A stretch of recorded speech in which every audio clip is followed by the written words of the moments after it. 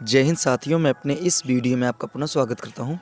दोस्तों, आज हम लोग बात करेंगे अन्योन प्रेरण क्या है और साथ ही साथ समझेंगे अन्योन प्रेरण गुणांक क्या चीज़ होता है। तो चलिए आइए इसको समझते हैं।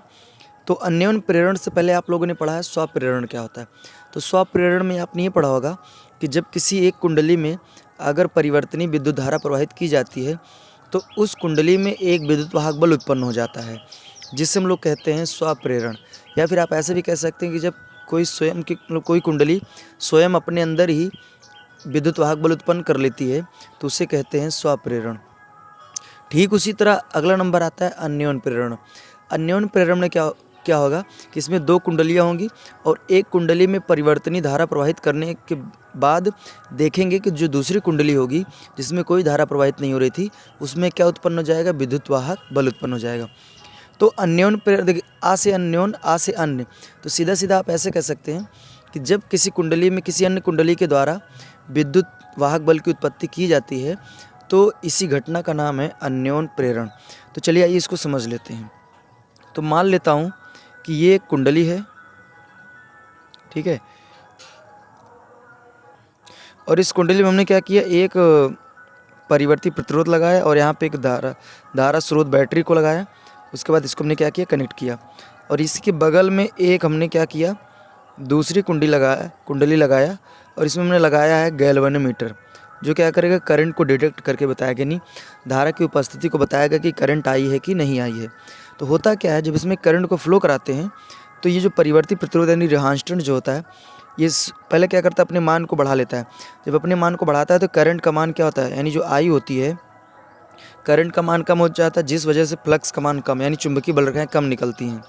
और जैसे ही अपने मान को घटा लेता है, जैसे मान को घटा लेता है तो करंट का मान क्या होता है, बढ़ जाता है, जिस वजह से फ्लक्स का मान बढ़ जाता है। तो इसमें ऐसी क्रिया होती रहती है बार बार। तो जिस वजह से यहाँ से जो चुंबकीय बल रेखाएं निकलती हैं, जैसे अगर मान लीजिए पहली कंडीशन की बात करें, जब ये प्रतिरोध का मान बढ़ाया था तो इसमें कम चुंबकीय बल रेखाएं निकलेंगी, और जैसे प्रतिरोध का मान घटाएगा तो चुंबकीय बल रेखाएं जो होंगी थोड़ा ज़्यादा निकलेंगी। तो यानी कहने का मतलब इसमें बार बार क्या होगा, चुंबकीय बल रेखाओं में बार बार परिवर्तन होगा। यानी यहाँ जो चुंबकीय बल रेखाएं निकलेंगी ये बार बार इस द्वितीय कुंडली को बार बार काटेंगी, या इसमें कह सकते हैं फ्लक्स में परिवर्तन करेंगी, जिस वजह से इस कुंडली में क्या उत्पन्न हो जाएगा, एक विद्युत वाहक बल। तो विद्युत वाहक बल उत्पन्न हो जाएगा। अगर ये सर्किट पूरा कंप्लीट रहेगा तो इसमें यही क्या होगा, करंट फ्लो करने लगेगा। तो यहाँ पे जो धारा मापी गैल्वेनोमीटर लगा है इसका पॉइंटर क्या करेगा, विक्षेप करके बता देगा कि हाँ इसमें धारा उत्पन्न हो चुकी है। तो दरअसल इसमें ये देखा गया कि इस कुंडली में जो विद्युत वाहक बल उत्पन्न हुआ, इसका जो पड़ोस की जो कुंडली थी उसकी वजह से इसमें, यानी किसी अन्य कुंडली की वजह से इसमें विद्युत वाहक बल उत्पन्न हुआ। तो इसी घटना को हम लोग कहते हैं अन्योन प्रेरण। तो सीधा सीधा आप ये कह सकते हैं कि जब किन्हीं दो कुंडलियों को पास में रखा जाए और किसी एक कुंडली में परिवर्तनीय धारा प्रवाहित की जाए तो देखा ये जाता है कि दूसरी कुंडली में भी एक विद्युत वाहक बल उत्पन्न हो जाता है। इसी घटना को हम लोग कहते हैं अन्योन प्रेरण। या फिर ऐसे भी कह सकते हैं कि किसी अन्य कुंडली के द्वारा किसी दूसरी कुंडली में विद्युत की उत्पत्ति करना अन्योन प्रेरण कहलाता है। अब आइए समझते हैं अन्योन प्रेरण गुणांक क्या है। हम मान लेते हैं कि जो ये प्राथमिक कुंडली है इसमें फेरों की संख्या है एनपी। एनपी मतलब primary turn, number of turn. तो प्राथमिक कुंडली में फेरों की संख्या, और इसके जो मान लेते हैं एनएस, यानी सेकेंडरी कुंडली में फेरों की संख्या। इसमें जो करंट फ्लो करेगी उसका नाम रखते हैं आईपी। आईपी का मतलब होता है प्राथमिक कुंडली में करंट, और इसमें करंट पैदा हो जाएगा जिसका नाम रखेंगे आईएस। आईएस का मतलब होता है सेकेंडरी कुंडली में प्रवाहित करंट। तो मैं मान लेता हूँ कि इसमें जो प्राथमिक कुंडली है इसमें जो धारा प्रवाहित होगी तो यहाँ जो चुंबकीय बल रेखाएं निकलेंगी। तो जो द्वितीय कुंडली है, मान लेता हूँ कि इसमें जो फ्लक्स इसके टच मतलब इससे जो फ्लक्स निकलेंगे इसके टच में फाइएस फ्लक्स आएंगे। तो मान लेता हूँ कि प्राथमिक कुंडली में प्रवाहित धारा आईपी है और द्वितीय कुंडली जो ये संपर्कित फ्लक्स फाइएस है। तब ये क्या होगा, एक दूसरे के समानुपाती होगा, यानी यहाँ जितनी ज़्यादा करंट निकलेगी उतना ज़्यादा ये फ्लक्स क्या करेगा, संपर्कित करेगा। तो यहाँ से हम लिख सकते हैं फाइएस समानुपाती हो जाएगा आईपी। अर्थात कहने का ये है कि प्राइमरी कुंडली में जितनी ज़्यादा करंट फ्लो करेगी, सेकेंडरी कुंडली का जो फ्लक्स और जो सेकेंडरी कुंडली है उतना ज़्यादा फ्लक्स संपर्कित करेगा, यानी टच में लाएगा अपने।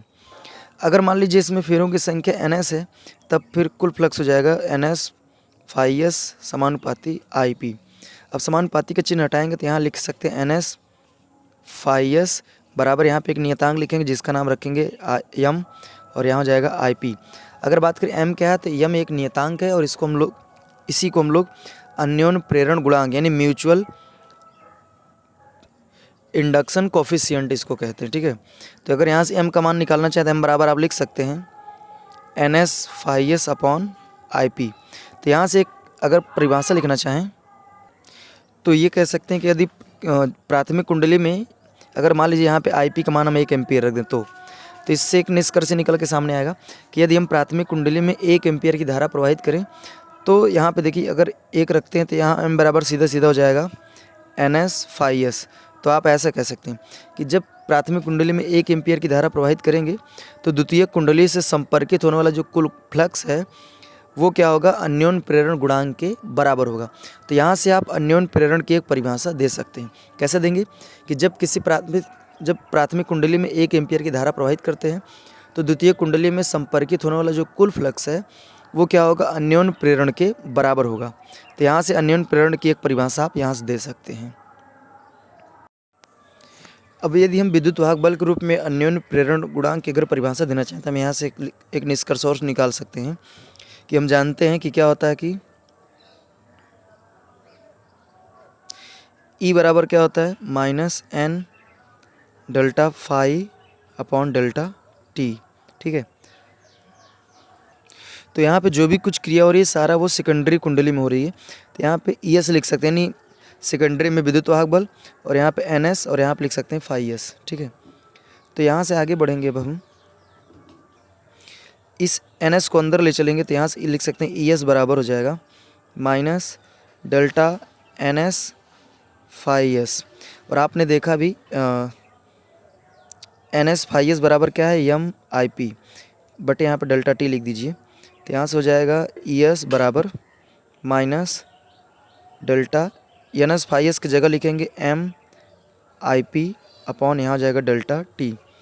तो M को आप बाहर निकाल लेंगे तो ES बराबर हो जाएगा M माइनस में M और यहाँ पर जाएगा डेल्टा IP बटे डेल्टा T।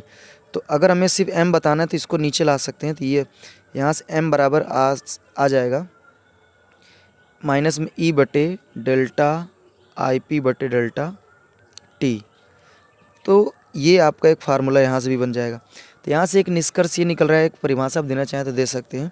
यदि मान लीजिए डेल्टा IP बटे डेल्टा T इसका मान अगर हम 1 एम्पियर बटे सेकंड रख दें, अर्थात कहने का मतलब ये है कि अगर प्राथमिक कुंडली में जो प्रवाहित धारा है हर एक सेकंड में अगर प्रवाहित धारा 1 एम्पियर कर दें तब यहाँ पे जो फाइनली M बराबर हो जाएगा। तो इसको अगर 1 कर देते हैं तो M बराबर हो जाएगा -E। तो यहाँ से एक परिभाषा ये निकल के सामने आ रही है कि यदि हम प्राथमिक कुंडली में प्रति सेकंड 1 एम्पियर की धारा प्रवाहित करें तो द्वितीय कुंडली में उत्पन्न होने वाला जो विद्युत वाहक बल है वो अन्योन्य प्रेरण गुणांक क्या होगा, बराबर होगा। तो उम्मीद करूँगा ये बातें क्लियरली समझ में आ गई होगी। अगर हम बात करें अब अन्योन्य प्रेरण गुणांक के मात्रक की तो इसका मात्रक हेनरी होता है, और अगर बात करें इसके बीमा की तो इसकी बीमा होती है ML2 T-2 A-2। तो ये अन्योन्य प्रेरण गुणांक की बीमा होती है, और मात्रक की बात करें तो इसका मात्रक होता है हेनरी। तो उम्मीद करूंगा दोस्तों यहाँ तक बातें आपको क्लियरली समझ में आ गई होगी। तो दोस्तों आप हमें इंस्टाग्राम और फेसबुक में भी फॉलो कर सकते हैं, लिंक जो हमने डिस्क्रिप्शन बॉक्स में दे रखा है वहाँ विजिट करके फॉलो कर सकते हैं। अब दोस्तों हमें दीजिए इजाज़त, इसी तरह मिलेंगे अगली वीडियो में। तब तक के लिए जय हिंद, वंदे मातरम।